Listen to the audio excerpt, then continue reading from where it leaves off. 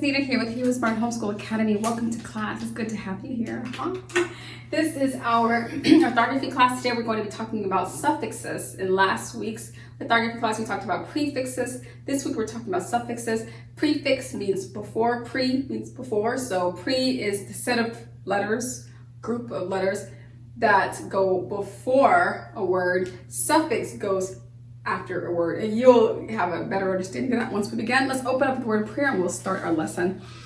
We thank you, Lord, for this time we have to learn and grow. We seek to do the best we can and add to what we know. We love you, God, with all our hearts, and to others love we show. Pleasing you is our goal. Now to our lesson we shall go. In Jesus' name we pray. Amen. Amen. So suffix means an attachment of letters, sometimes just a letter, other times letters, more than one letter. A group of letters that go at the end of a word. You see this particular suffix, S or ES, what do you think it means? Plural. Yeah, if you see a word like bus, says, or house, says, you know that ending, that suffix, is a plural form of the noun that is connected to. If you see this ED at the end of a word, what do you think it means? Past tense. Yeah, this is an event that is past, such as walked or talked. ED, walked, talked. Okay, so let's think of another word. We have here this ER, which if you see an ER at the end of a word, it just means a person. Just means a person. So for instance, if I say God our maker, that means a person who makes. If I say the baker bakes bread, then that means a person who bakes. If I say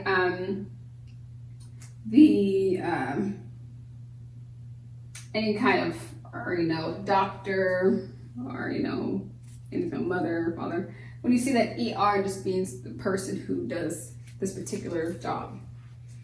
Okay, if you see this ING, what do you think ING means? We talked about ING a lot in this class, I know. ING means doing something like I am walking. I've walked, now I'm walking. What am I doing right now? I'm talking.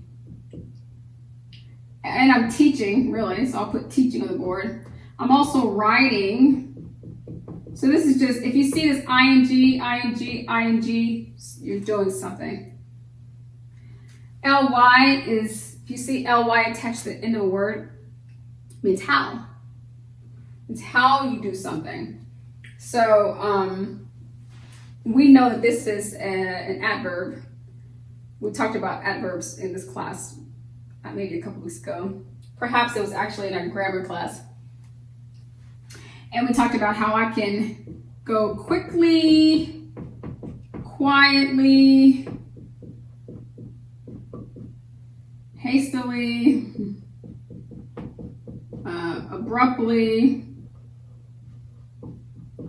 frantically, But LY just means how you do it. So I go quickly. How quick, quickly. How quiet, quietly. How hasty, hastily. How abrupt, abruptly. Okay? And ER or OR is, so I've already talked about ER, OR, so I'm not sure why this is on the board.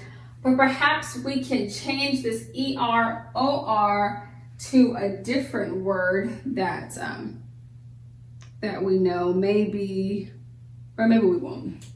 Maybe we'll just say we've already talked about ER. So here you have ER, perhaps this should say OR, but they mean the same thing. If you see OR at the end of a word, like doctor,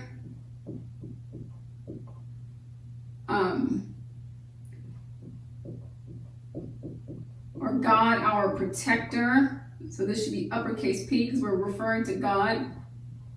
But that OR is a person, protects. He docks on people, he fixes people, he heals people. Doctor, protector. Same thing as ER. ER, OR go together. Okay, the next suffix is FULL. FUL or FULL, but mainly it's just FUL. It's like the word joyful. And the FUL means full of. So if you see that prefix, or excuse me, suffix at the end of your word, know that it just means full of. I'm full of joy. I'm full of play. I'm playful. Jokeful, full of jokes. Jokeful. You're so jokeful. You're such a jester. I'm full of it. Okay, so what about able or ible? Have you ever seen the word? Wow, now that's a reasonable person. She's reasonable. Or even, he's very capable of doing the job. Anytime you see ABLE or IBLE, it just means able to. Able to. That person's able to. This person's able to reason. This person is able to work, capable. Okay, and finally we have this AL, which means related, relate to, or like, or pertaining to. I'll give you some examples, like the word seasonal, or regional, or any other all. That just means pertaining to. So we're pertaining to season. This is seasonal, it's about seasons. This is regional, it's about regions. You know, any sort of AL word is gonna, any word that ends in AL as a suffix, it's gonna just mean it's pertaining to this word. You get all that? I trust you did. Well, even if you didn't, which I believe you did, you have your workbook and your exercise for today. Take time to complete it, and it'll reinforce everything you've learned today. Thank you so much for coming to class, being a part of today's lesson. Until tomorrow, God bless. I'll be your hero's buddy, and as you study with HeroesMart